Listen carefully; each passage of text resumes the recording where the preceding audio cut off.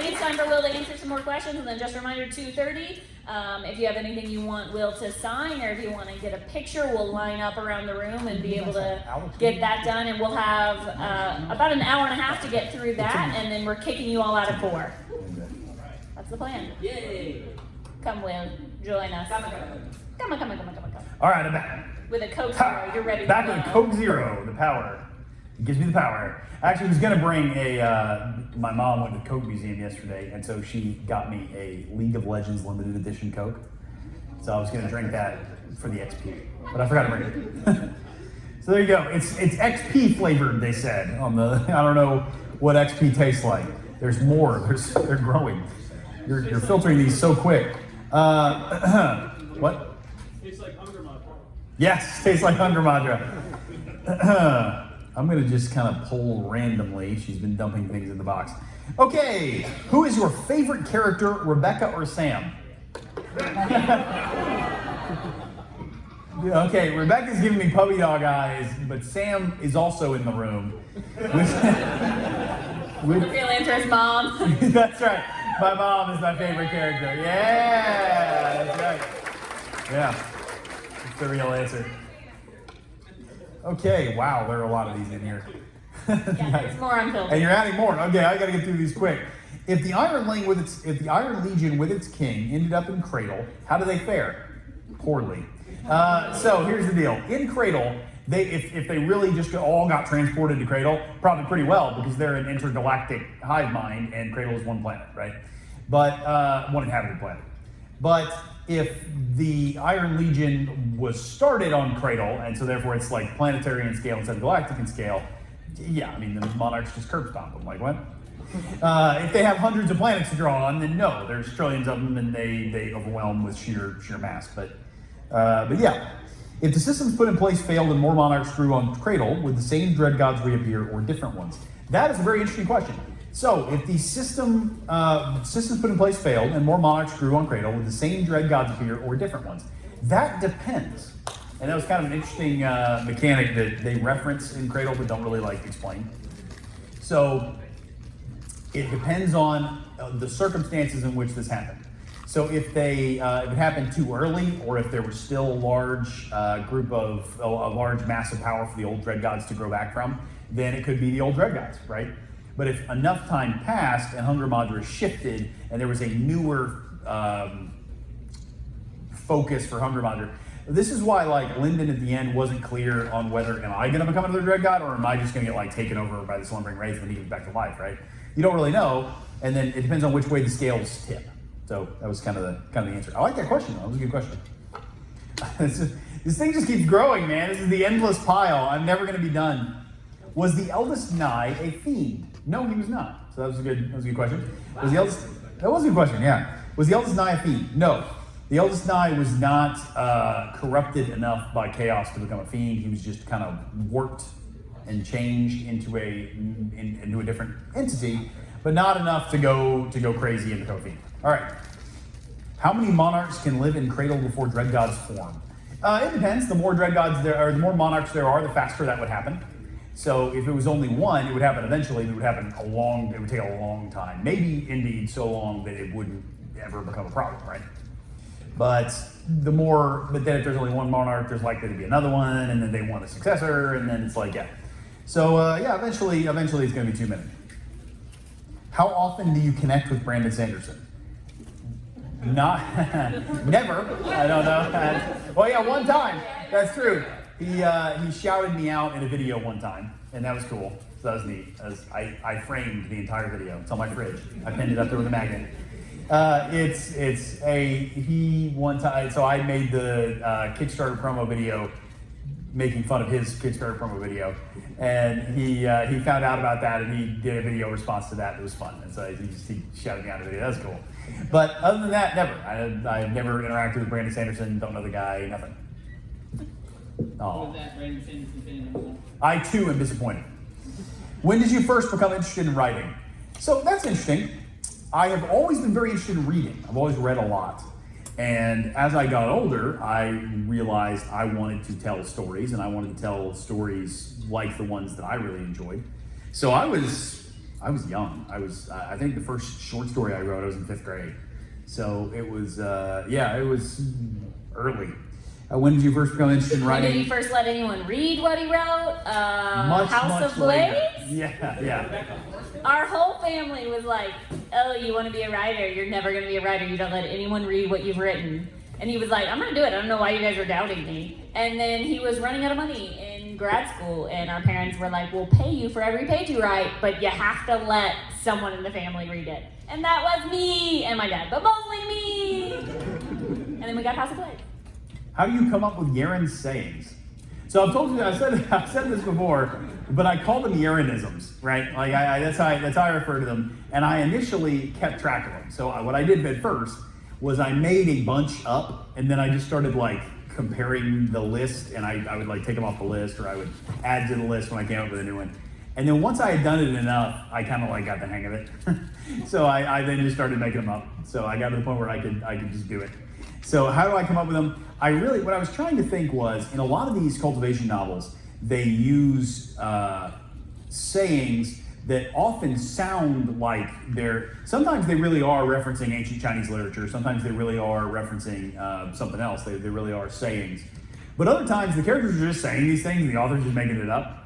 And so I went, okay, it'd be kind of cool to have a character who has like one of her quirks is making these things up, and like she has all these folksy sayings.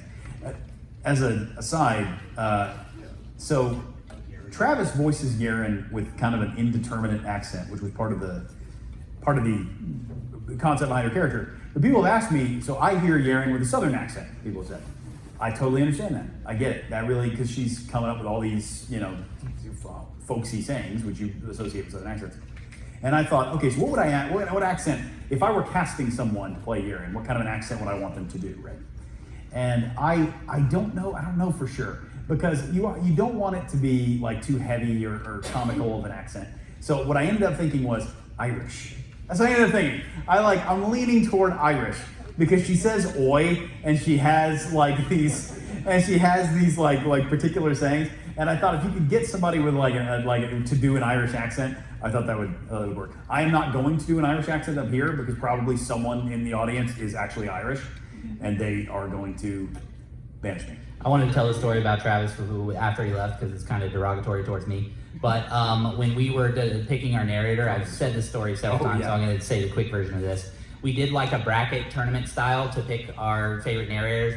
We picked like 10 finalists or something, and we were all bracketing. And everybody in the family except me had Travis winning. And I was like, nah, I don't really like this guy too much. And flash forward to several years later, and I was so wrong. So, just had to say that. Yeah, then we met with Will Travis. And Travis ended up being cool. No one asked the Yarenism question. Okay, no worries. Oh, it's over here. Let's go. 2 in a row. Let's get it. All right. Travis is great. Can an Underlord Sacred Artist transform into a Sacred Beast? Underlord, no. As you get more advanced, maybe. It depends on your path, it depends on you, it depends on just a lot of factors. But an Underlord Sacred Artist doesn't get much transformative ability out of Soulfire. That's like a Sacred Beast thing. And the reason is because when you refine a body to become better able to channel Madra, it becomes more human. And so if you're already human, you're as human as it gets. So therefore, no. However, if that was part of your path, or if that was something you were intentionally trying to do, as you got further advanced in the Lord realm, its potential, you could become more like a Sacred Beast. What are some good questions to ask yourself when writing a scene? Ooh. Yeah, that was a great question. That might be my favorite one so far. Who gets Oreos for that? Who gets Oreos for that? Yeah. There you go. What are some good questions to ask yourself when writing a scene? All right. I have described writing a scene often as juggling or as shifting between multiple perspectives. And one of the things it's like is it's kind of like imagine you're on a movie set and you are the camera operator and the director and the screenwriter and the actor. So that's what it's like writing a scene. So when I'm writing a scene, I'm thinking, what is it like to be the character in this scene? So I'm trying to put myself in there. How are they thinking? How are they feeling? How are they acting? Then I'm going, now how am I showing that to the audience? How am I going to convey those things to somebody who's watching? And then I'm thinking, what should they be doing and thinking and feeling, and what should the situation be like in the context of the broader story. So what does this scene mechanically need to do in the story, and how then all that comes together. So that is a lot of different jobs. So when I'm writing a scene, I ask myself, the number one thing to ask yourself is, what is the reader getting out of this? So how is the reader experiencing this scene? How is the reader reading every line? What are they thinking? What are they feeling? How are they seeing this? That is the number one most important question. As you're writing this, it's gotta fit into your outline, it's gotta do something to the story, it's gotta advance the story in some way, and you've also gotta know how the characters are thinking and feeling. But I find that people generally hit those. They generally go, I know the scene needs to do something to the story, and I know that the scene needs to do something for the characters, but they forget to ask, how is the reader feeling and experiencing this scene? So that's the most important question. Anyway, I like that question a lot, thank you. Does Lyndon's void icon connect to an aspect of the way or to the void itself? Great question. To an aspect of the way. So that's the answer. It's just kind of like Osriel is connecting to the destruction aspect of the way, which is not traditionally considered destructive. This is the void aspect of the way, not the void itself. So, however, of course, there is some overlap there, right? Obviously, void. What inspired you to start Cradle? What inspired me to start Cradle? I read a lot of cultivation novels, so novels that are similar to Cradle. I just read a bunch. So that's really the answer. And then I was writing I just wanted to write my own. And one of the things that I wanted to do is as I was reading all these cultivation novels, there's a few things that I wanted to change. So the reason I wanted to change them is because when I recommended these novels to people, they would often bounce off within a chapter or two because of a few different things. One of them was, as I'm reading cultivation novels, they're typically Chinese, but there are also Korean ones and Japanese ones and a couple other. But they're mostly Chinese, and they either bounce off the translation, which is typically a free fan translation. A lot of translations are really good. They still bounce off, they read like they're translated. Or they bounce off the fact that these are often written in haste. So the authors writing these are writing a chapter a day, right? So you don't get a lot of editing time. So even in the original language, they're rough. Or they're bouncing off the cultural knowledge that you need to understand them. So they're assuming you know what the Tao is and what cultivation is and I'm like, most people I know are not Taoists. So it's, okay, they don't know the cultural foundations. Or they bounce off, I'm gonna charitably call them cultural issues, meaning largely how they treat women. So the women characters in cultivation are often not the best. So those things are things that when I tried to recommend stories that I liked, they would go, yeah, how did you get past this, and this? And I would go, I just sort of ignored those things and focused on the rest of it, which I really liked. So what I wanted to do was write something in this tradition that would help ease people into reading cultivation novels, and I could go, hey, I'm gonna write something that has the elements I enjoy without the elements I do not enjoy. And I hoped there would be people out there who enjoyed that as well, and indeed there were. You asked that one? Yeah. Hey, good question, buddy. Let's go. All right, where does Ethan meeting Calder Martin happen on the timeline? Ooh, spoilers for Elder Empire there, huh? Calder Martin meets Ethan. So where does Calder Martin meeting Ethan happen on the timeline? Uh-oh. That unfortunately might be a spoiler for things that have not happened yet. Let's keep it safe. That might be a spoiler for Last Horizon. I'm moving on. All right, so I did not know this. What are you talking about? It's getting juiced. Not for the engineer. So Spoil me, man. Don't get your, and it might not be. Maybe I won't do that. Next question. Is Ethan in the Lost I know, now I have to do it, yeah. 6 is going to be the judge then, right? What was that? Book 6 of The Last Horizon is going to be the judge? The judge, yeah. No. Why do you say such awesome things that I'm never going to be able to let go of now? 7 book series? If Zeal had stayed as his Pokemon trainer version, what would his icon have been? So, many of you guys know this, but for those of you who don't, the initial version of Zeal was basically like a Pokemon trainer, right? Like his whole thing was that he summoned and controlled sacred beasts, and that was his whole vibe. So if he had stayed that, what would his icon have been? A Pokeball. Just a giant Pokeball in the sky. The Pokeball icon, just a big thing in the clouds. It's the canon answer now. Who asked that is wearing a Pokemon shirt. Oh, really? Fantastic. Yeah, there you go. Theme You got a appropriate. little whooper on there. All right. What does the Mad King actually want? What is his goal? All right, I get asked this question. I actually don't get asked this question. What happens is fans discuss this question a lot, and it's what is his actual goal? So his actual goal and his actual belief is that the cosmos would be better without the Abaddon in it. So they are artificially imposing order on a system that does not have it.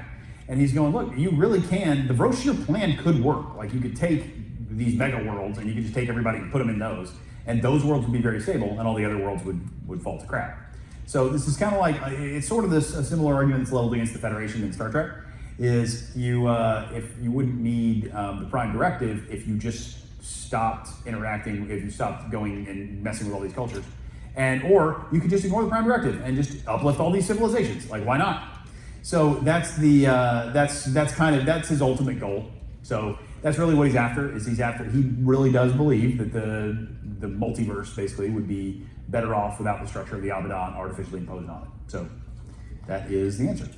Will you make official costumes? Will you make official costumes? Is that you? I don't think so, probably because yours is so good, I don't need to make official costumes. That's really, yeah, so the answer is, probably not. There's not much of a market for it, but I love seeing people dressed up, and you guys are awesome. I really appreciate it. It's cool. It's just neat. It's neat. It's neat to see your characters in real life, right? It's cool.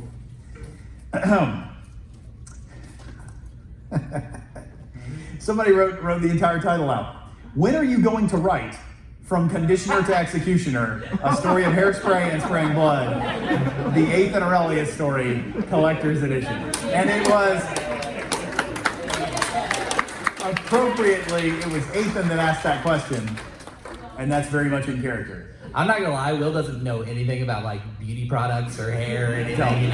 He conditions his hair all the time. Yeah, and when I first read the draft of that and he had that joke in there, I was so impressed. I was like, how do you know what volume and definition is? And as someone who cares, I was really impressed by him with that. Like, yeah, you've been stalking my social media.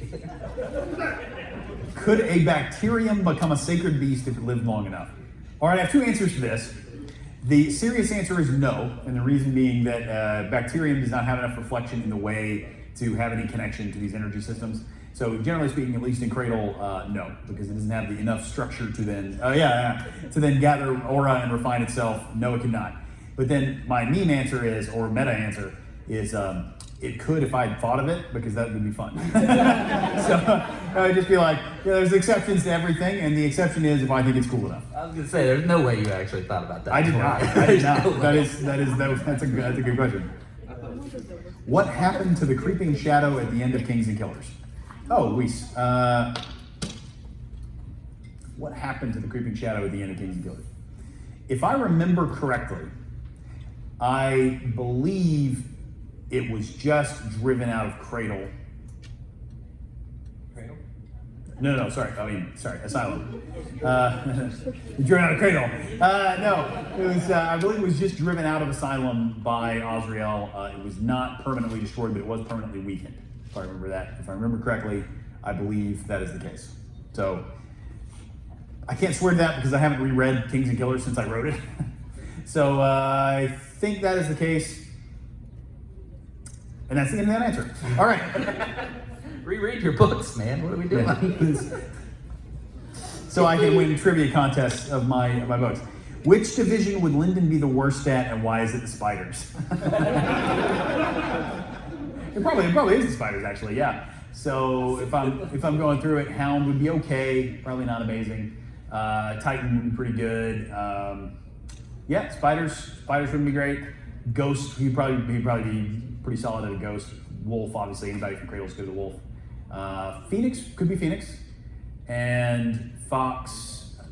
Void Icon's pretty good at Fox. So probably would be the spiders. Spiders or hounds. So it's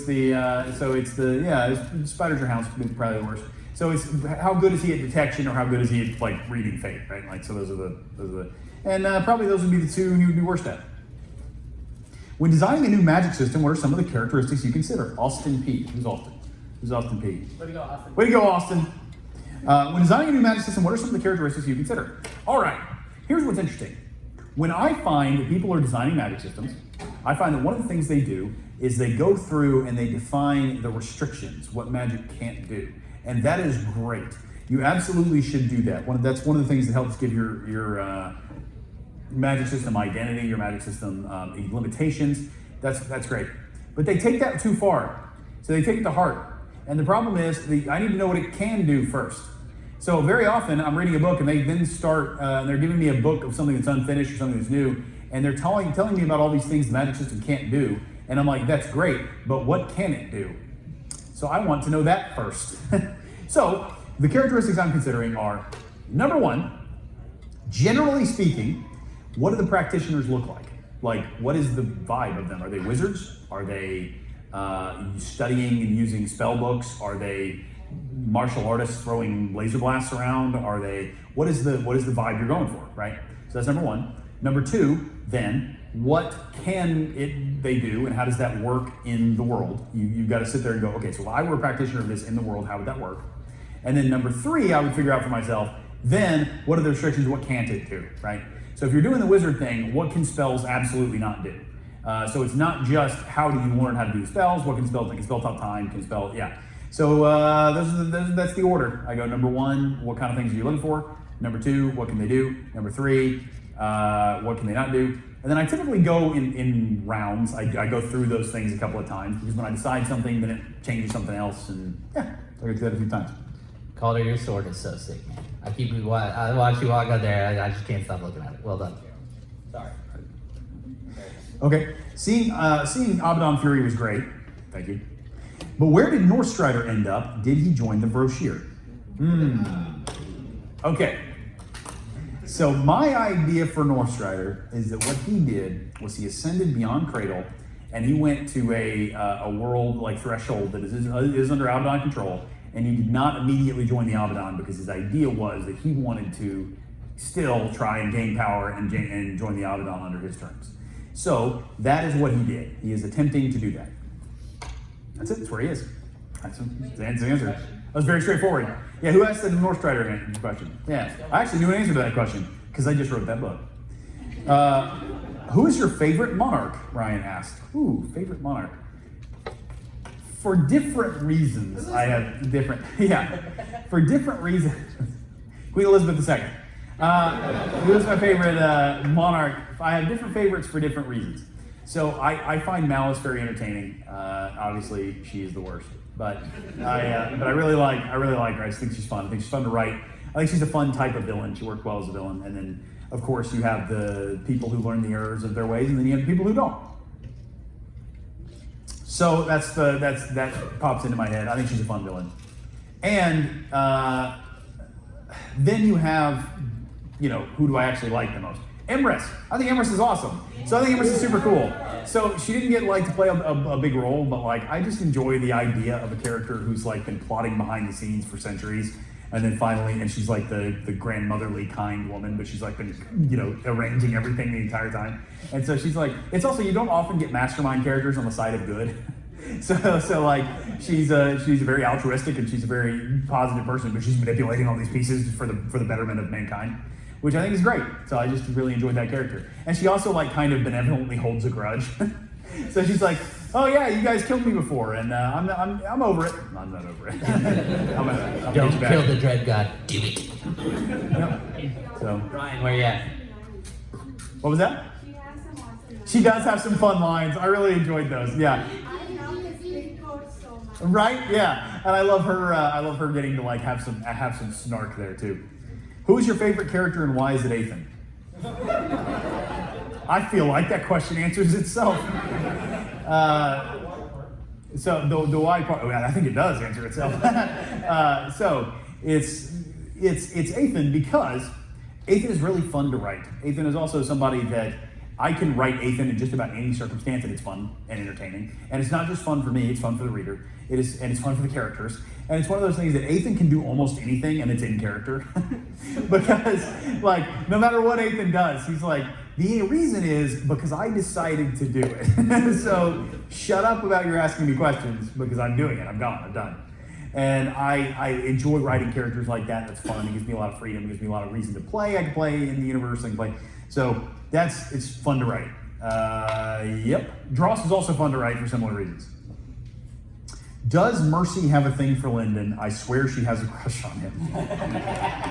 How did this get through my filter? Because Rebecca wants to know. That's right. So, the reality, I mean, yes, she does. And here's why. So, or she did, anyway. So, here's the deal. Here's what I thought. This is it's one of those things where I'm like, look, this is just going to happen. This is going to happen, right? Like, this is one of those things where she doesn't interact with that many people. Most people she does interact with are after her for her position, right? Like, so she has to be professional. So she doesn't have a lot of, she has a small pool of informal friends. And so it felt like the kind of thing, this was logical to have it happen. And then it also was one of those things where, Mercy is they're gonna grow up and they're gonna handle this. It's gonna go away. She's not gonna act on it. Nothing's gonna happen. And it's gonna be one of those things that just kind of passes. Now, that I felt like was pretty realistic and pretty something that's like, that's the kind of thing that this stuff happens and then you don't talk about it and you get over it eventually, right? And that's true in real life, but it's not often true in stories. So the reason why is, so I probably could have done something with that. I definitely could have. I maybe should have done something with that because it is a narrative. So it's a lot of times people go, well, that's not realistic. Yeah, of course it's not. It's laser martial artists. So realism is not often a very good reason to do something in a narrative. It's usually, is this satisfying in the story? And my feeling was, I personally felt like it was satisfying enough, leaving that below the surface and just kind of letting it ride out. Because the last thing I wanted to write was a love triangle.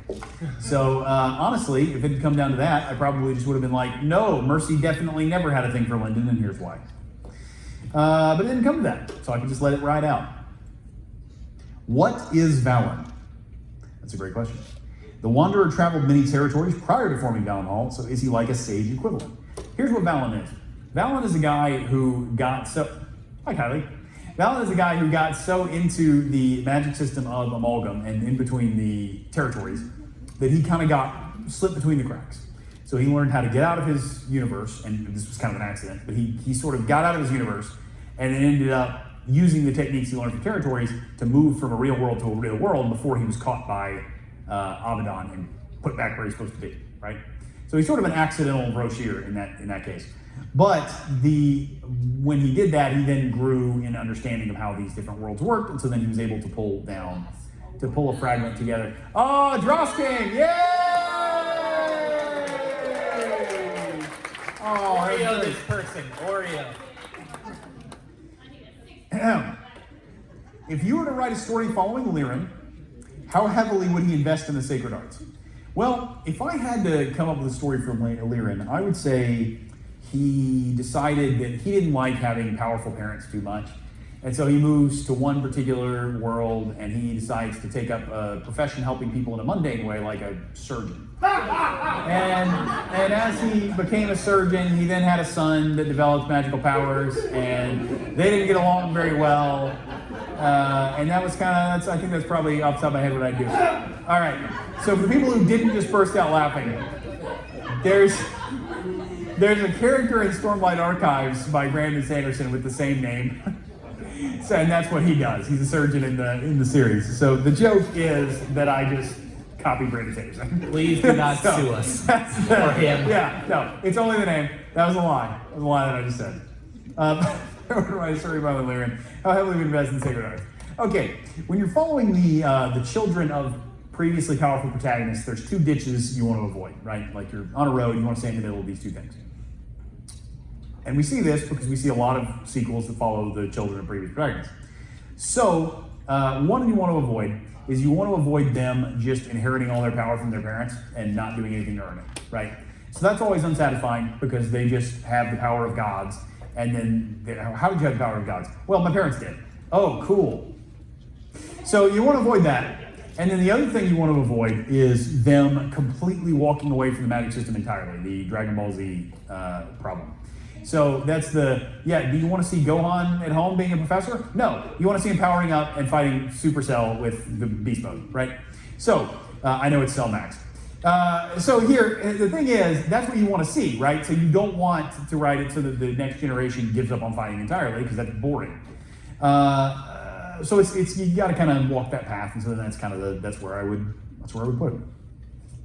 Would hidden gnome? Go ahead. Good question. Who asked that? That was a good question. Yeah. And so the two poles there really are, you have Dragon Ball on the one side, and then you have solo leveling on the other side. Spoiler alert for solo leveling. The sequel follows his son, and it sucks. All right. Would hidden gnome be? I really hope this doesn't get translated into Korean, because then the author's going to be mad at me. But anyway, I was so mad at the sequel because anyway. Would hidden gnome be willing to publish other authors? Willing to, yes. That's something that we would like to do eventually, but we got to find the right author to work with first. So that's it. Really quickly, we've got 5 more minutes of questions. Then we're gonna wrap things up here and start doing signings. So 5 more minutes of All right, questions. I'm gonna do it quick. Mode. What makes a successful outline? As I said, I'd do this quick. What makes a successful outline? A couple of things. One of them is you want enough room to flex. So you want enough room to change things. You don't want to be completely locked in.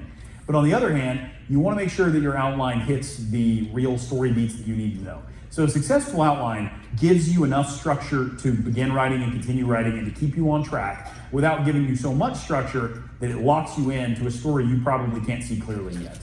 So that's what a successful outline does. That's a great question. What is the gold sign for the Oreo sage? It is a giant neon sign sprouting from their shoulders that just says Oreo.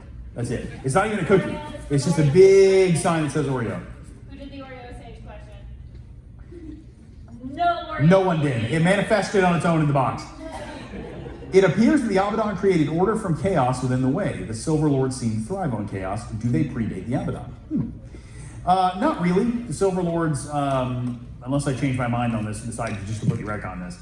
My current understanding is, no, the Silver Lords do not predate the Abaddon. They, as an organization, are younger than the Abaddon. However, the concept of the kind of thing they do, which is go in and rob other worlds, that's been around forever. So, yep. Has hearing Travis narrate your books changed or informed your writing? Yes, it has. Moving on. No, I'm just kidding. Has hearing Travis narrate your books changed or informed your writing? Yes, it has. One thing, I was always conscious of how my books sounded to read. I'm always thinking of that when I'm writing. But hearing it out loud really makes you more conscious of that and helps you hear things that you couldn't hear before, especially when it's someone else reading it. And then he has to come up with character voices. And so I listen to the books so that I can hear his character voices, which are based on what I wrote, so that I can then make sure I write so that it can be read in those character voices. So yeah, it does work. How good of an uncle is Orthos? He's the second best. To anything. Yeah, that's right. Yeah. And that's a wrap on the questions. We still have a ton in there. So sorry if I didn't get your question, but thank you for those of you who did. Yay, questions!